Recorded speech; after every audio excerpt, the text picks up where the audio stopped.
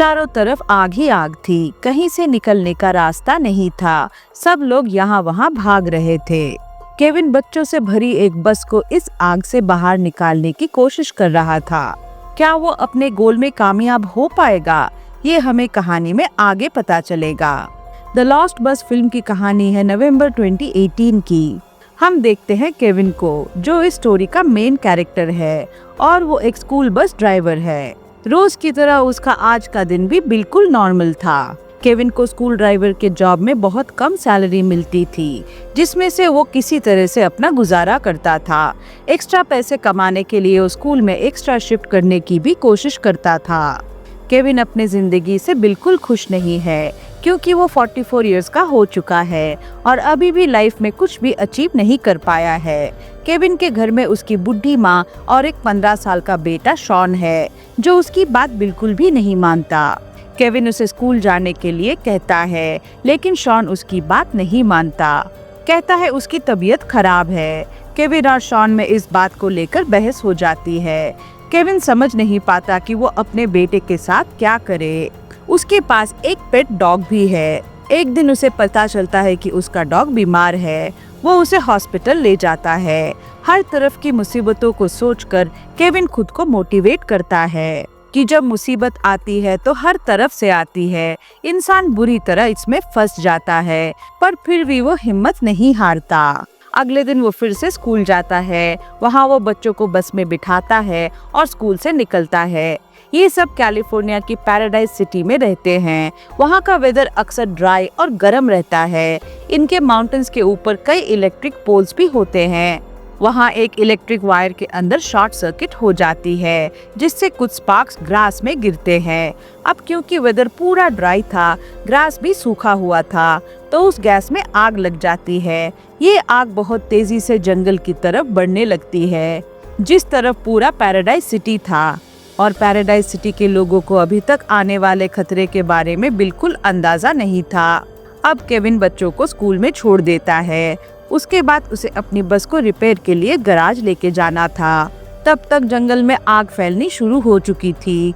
कुछ police officers इस आग को देखते हैं और तुरंत फायर ब्रिगेड को इन्फॉर्म करते हैं। फायर ब्रिगेड वहां पहुंचती है, पर उन्हें पता चलता है कि ये आग माउंटेन टॉप से आ रही है, जहां तक पहुंचना थोड़ा मुश्किल है। फिर भी वो हिम्मत नहीं हारते और दूसरे रास्तों से पहुंचने की कोशिश करते हैं, पर कुछ वर्कर्स इस आग में फंस जाते हैं। इधर केविन अपनी स्कूल बस लेकर गैराज की तरफ जा रहा होता है। उसे अभी तक आग के बारे में कोई इन्फॉर्मेशन नहीं है। तब उसकी माँ उसे कॉल करती है। वो कहती है शॉन की तबीयत खराब है, वो उल्टियाँ कर रहा है, उसे हॉस्पिटल ले जाना पड़ेगा। तब केविन कहता है टेंशन मत लो, मेरे पास बस है और मैं मेडिकल स्टोर से दवा लेकर आ रहा हूँ। तब वो गैराज नहीं जाता, सीधे मेडिकल स्टोर की तरफ चला जाता है, क्योंकि उसे शॉन की जान बचानी है। अब तक शहर के अंदर से धुआं क्लियरली दिखाई देने लगता है। लोगों को समझ में आ जाता है कि हवा भी इधर की तरफ ही चल रही है, मतलब ये आग जल्दी सिटी तक पहुंच जाएगी। सारे पुलिस ऑफिसर्स मीटिंग करते हैं और समझने की कोशिश करते हैं कि आग कैसे लगी होगी, क्योंकि अमेरिका के जंगलों में छोटी मोटी आग लगना कॉमन है, पर इतनी तेजी से लगना नॉर्मल नहीं था। छोटी आग तो तुरंत कंट्रोल में आ जाती है, पर यहाँ फायर अभी तक कंट्रोल में नहीं आया था। पुलिस को पता चलता है कि उन पहाड़ों में पावर लाइंस लगी हुई है और जब स्पार्क्स निकले तब हवा इतनी तेज थी, बिजली भी बंद नहीं की गई थी, इसी वजह से आग लग गई। जल्दी इलेक्ट्रिसिटी डिपार्टमेंट के लोग वहां पहुंचते हैं। फायर ब्रिगेड उन पे गुस्सा करती है कि तुम्हें पता था हवा तेज चल रही है, तुमने करंट क्यों नहीं बंद किया। फायर ब्रिगेड के कहने पर फाइनली डिपार्टमेंट के लोग पूरे एरिया की बिजली बंद कर देते हैं, क्योंकि अब उन्हें भी समझ में आ गया था कि ऐसे इंसिडेंट्स और भी हो सकते हैं। अब फायर ब्रिगेड को पता चलता है कि ये आग काफी देर से लगातार जल रही है। चारों तरफ अफरा तफरी मचने लगती है, धुआं हर तरफ फैल गया है। आग ने कम से कम 5 किलोमीटर एरिया को कवर कर लिया है। केविन को भी उसके बॉस का कॉल आता है कि अगर बस गैराज से रिपेयर हो गई हो तो ले आओ, क्योंकि आज बच्चों की छुट्टी जल्दी होगी। लेकिन केविन तो अपनी बस गैराज लेकर ही नहीं गया था, बल्कि वो तो दवा लेकर घर जा रहा था। अब फायर ब्रिगेड्स की बड़ी ट्रक्स इतनी दूर नहीं जा सकते, तो छोटी हेलीकॉप्टर्स और शिप्स लाए जाते हैं जो पानी भर के जंगल के ऊपर गिराते हैं ताकि आग को कंट्रोल किया जा सके। पर इतनी बड़ी आग को कंट्रोल करना बहुत मुश्किल था। आग बढ़ती रहती है, इसीलिए और ज्यादा हेलीकॉप्टर्स मंगवाए जाते हैं। केविन को भी पता चल जाता है कि जंगल में आग लग गई है और फायर ब्रिगेड उसी तरफ जा रही है, तो वो अपने बेटे से कहता है कि मैं तुम्हारे पास जल्दी पहुंचता हूं, मैं तुम्हारी मेडिसिन ले चुका हूं, कुछ भी हो जाए घर से बाहर मत निकलना। अब तक धुआं पूरे शहर में फैल गया है। स्कूल के अंदर बच्चे भी विंडो से धुआं देख पा रहे हैं। उन्हें भी समझ में आ जाता है कि आग लग गई है। वहाँ एक दूसरे स्कूल में एक टीचर है मेरी, वो एलिमेंट्री क्लास के सारे बच्चों को एक साथ बुलाती है और कहती है कि सब यहाँ बैठ जाओ। बहुत सारे स्कूल पेरेंट्स पहुंच गए थे अपने बच्चों को लेकर जाने के लिए, क्योंकि उन्हें भी डर लग रहा था कि कहीं उनके बच्चों को कुछ हो न जाए। लेकिन अभी भी बहुत सारे पेरेंट्स ऐसे थे जो अपने बच्चों तक नहीं पहुंच पाए थे और ऐसे 22 बच्चे थे। तब केविन को उसके वाइफ का कॉल आता है। पता चलता है कि वो अपनी वाइफ के साथ नहीं रहता। उसकी वाइफ को भी पता चल गया था कि शॉन की तबीयत खराब हो गई है, इसीलिए वो केविन से कहती है कि तुम्हें हमारे बेटे के पास जाने की जरूरत नहीं है, मैं खुद उसे तुम्हारे घर से पिक करके ले लूंगी। लेकिन केविन शॉन के पास रहना चाहता था। वो जल्दी घर के तरफ जाने की कोशिश करता है। अब केविन के स्कूल के मेन ऑफिस से रेडियो पर सारे ड्राइवर्स को इत्तला की जाती है कि जिस भी ड्राइवर की बस खाली है वो पास के स्कूल में पहुंच जाए और बच्चों को लेकर वहां से निकल जाए, क्योंकि वहां 22 बच्चे अभी भी फंसे हुए हैं जिनके पेरेंट्स वहां नहीं पहुंच पाएंगे। लेकिन जवाब में कोई भी ड्राइवर फ्री नहीं होता। सिर्फ केविन ही ऐसा होता है जो उस स्कूल के आसपास पहुंच गया था। इसीलिए वो जवाब देता है कि मैं जल्दी से उस स्कूल तक पहुंच सकता हूं, बच्चों को रेस्क्यू करके उन्हें वहां से निकाल सकता हूं। उसका काम सिर्फ इतना था कि बच्चों को दूसरे स्कूल से मेन स्कूल के हेड ऑफिस तक सेफली पहुंचा देना। दोनों लोकेशंस के बीच सिर्फ 10 मिनट का फासला था। केविन स्कूल पहुंचता है, सब बच्चों को बस में बिठाता है और वो मेरी टीचर से कहता है मैं अकेले ये सब नहीं कर सकता, किसी को मेरे साथ जाना पड़ेगा। इसीलिए मेरी भी बच्चों के साथ बस में बैठ जाती है और सब लोग वहाँ से निकल जाते हैं। बच्चे अपने सीट पर शांति से बैठे हुए थे। इधर पुलिस और फायर ब्रिगेड आग बुझाने में लगे हुए थे, लेकिन आग बढ़ती जा रही थी, इसीलिए सब लोग टेंशन में थे। रास्ते में ट्रैफिक बढ़ रही थी। केविन की बस भी रास्ते में एक जाम में फंस जाती है। ट्रैफिक बहुत लंबा था क्योंकि सब लोग वहां से निकलने की कोशिश कर रहे थे। सारी कार्स हाईवे पर आ गई थी, जिससे जाम और भी बढ़ गया था। ऐसे ही इंतजार करते करते अंधेरा हो जाता है। केविन को समझ में आ जाता है कि यहाँ से निकलने का कोई रास्ता नहीं है। फिर भी वो किसी तरह मेरी को सीट पर बिठाता है और कहता है मैं रास्ता क्लियर करने की कोशिश करता हूँ, तुम धीरे धीरे बस पीछे लाओ। मेरी वैसा ही करती है। केविन आगे जाकर सबसे कहता है मेरे बस में बच्चे हैं, प्लीज हमें जाने दो। कुछ लोग साइड दे देते हैं और बहुत मुश्किल से केविन इस बस को वहाँ से निकाल लेता है।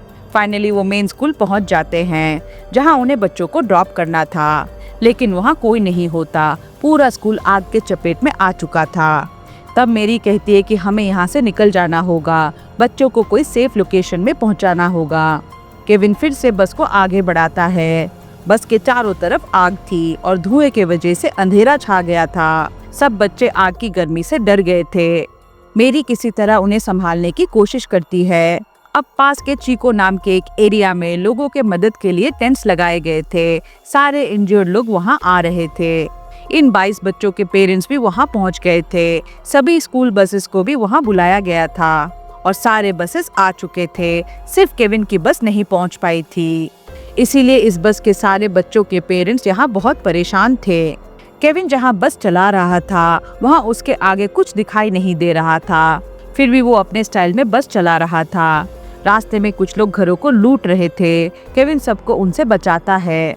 बच्चे पसीने से भीग गए थे, पानी मांग रहे थे, पर आसपास कहीं पानी नहीं मिल रहा था। तब केविन बस को एक एरिया में रोकता है जहां आग थोड़ी कम थी। मेरी कहती है मैं पास के घरों में देख कर आती हूँ, शायद पानी मिल जाए। वो एक घर के अंदर जाती है जो फ्यूल स्टेशन के पास होता है और वहाँ से पानी की बॉटल्स कलेक्ट करने लगती है। तभी फ्यूल स्टेशन में एक बड़ा ब्लास्ट हो जाता है और मेरी चीख पड़ती है। किसी तरह से मेरी और केविन वहाँ बच्चों के लिए पानी लाते हैं और बच्चों की प्यास बुझ जाती है। अब आग और ज्यादा फैल चुकी थी। केविन बस आगे बढ़ाता रहता है। उसे नहीं पता था कि ये रास्ता कहाँ जा रहा है, क्योंकि हर तरफ सिर्फ अंधेरा ही अंधेरा था। इधर केविन का बॉस इन बच्चों के एजिटेटेड पेरेंट्स को समझाती है कि आप टेंशन मत लो, बस में बैठे बच्चे एक अच्छे ड्राइवर केविन के साथ है और टीचर मेरी भी उनके साथ है। ये दोनों यहाँ बच्चों को सेफली लेकर आएंगे, बस उन पर हमको भरोसा करना होगा। पुलिस और बाकी लोग भी अपना काम कर रहे हैं। जब केविन आगे बढ़ता है तो उसे कुछ लोग मिलते हैं जो भाग रहे होते हैं। वो केविन से कहते हैं, बस आगे मत ले जाओ, आगे जाने से कोई फायदा नहीं है, वहाँ पूरा आग ही आग है, तुम भी पैदल भागना शुरू कर दो। लेकिन केविन के पास 22 बच्चे थे, वो उन बच्चों को छोड़कर पैदल नहीं भाग सकता था। इसीलिए वो मेरी से कहता है, तुम बस में बैठो, मैं जाके रास्ता देख कर आता हूँ। जब वो जाके चारों तरफ देखता है तो उसे समझ में आ जाता है कि यहाँ से निकलने का कोई रास्ता नहीं है। चारों तरफ सिर्फ आग ही आग है, आगे भी आग, पीछे भी आग है। इसीलिए वो डिसाइड करता है कि बस को यही कुछ देर के लिए रोकनी पड़ेगी, जब तक शायद आग थोड़ी कम हो सकती है, क्योंकि जहाँ पे उनकी बस थी सिर्फ वहीं पे आग नहीं थी। वो लोग बस के अंदर ही वेट करने लगते हैं। अब पुलिस भी जवाब देने लगती है। उन्हें समझ में आ जाता है कि इतने बड़े आग को कंट्रोल करना पॉसिबल नहीं है, क्योंकि आग पूरे पैराडाइज एरिया में फैल चुकी है। ना ही हेलीकॉप्टर, ना ही जेट से बुझाई जा सकती है और ना ही फायर ब्रिगेड की गाड़ियों से। इसीलिए वो डिसाइड करते हैं कि अब उन्हें सिर्फ एक ही चीज पर फोकस करना है, लोगों के जान बचाने पर। तब तक मेरी और केविन एक दूसरे से बात करने लगते हैं और पास्ट एक्सपीरियंसेस, रिग्रेट्स और फ्यूचर के सपनों के बारे में डिस्कस करते हैं, क्योंकि दोनों को लगता है कि शायद उनका आखिरी वक्त आ चुका है। कुछ देर बाद उन्हें समझ में आती है कि आग बिल्कुल पास तक आ गई है, बस के आसपास आ चुकी है। केविन तुरंत बस से उतरकर आसपास की आग बुझाने की कोशिश करता है, लेकिन हवा तेज चल रही होती है, इसीलिए आग बुझने का नाम भी नहीं लेती। केविन समझ जाता है कि अब कोई मदद करने नहीं आएगा, इसीलिए वो फिर से बस में चढ़ जाता है और डिसाइड करता है कि चाहे कुछ भी हो जाए, इस आग को चीरते हुए बस को आगे लेकर ही जाना पड़ेगा। लेकिन बस स्टार्ट नहीं होती। केविन बार बार ट्राई करते रहता है।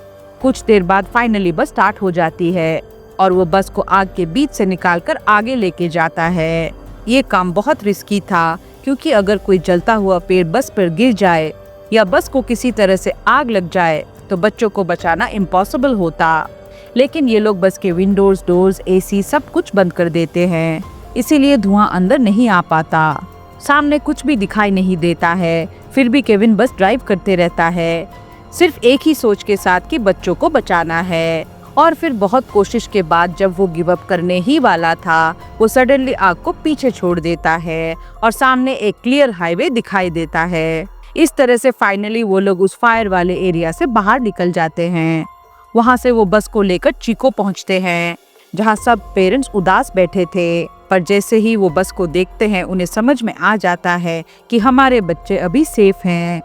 सब पेरेंट्स खुशी से रो पड़ते हैं, अपने बच्चों को गले लगा लेते हैं और मेरी और केविन का शुक्रिया अदा करते हैं, क्योंकि इन दोनों ने अपनी जान की परवाह ना करते हुए बच्चों की जिंदगी बचाई थी और उन्हें सेफली पेरेंट्स तक पहुंचा दिया था। अब केविन को अपनी फैमिली को भी ढूंढना था, तो वो कैंप के अंदर जाता है, जहां उसे उसकी माँ मिलती है।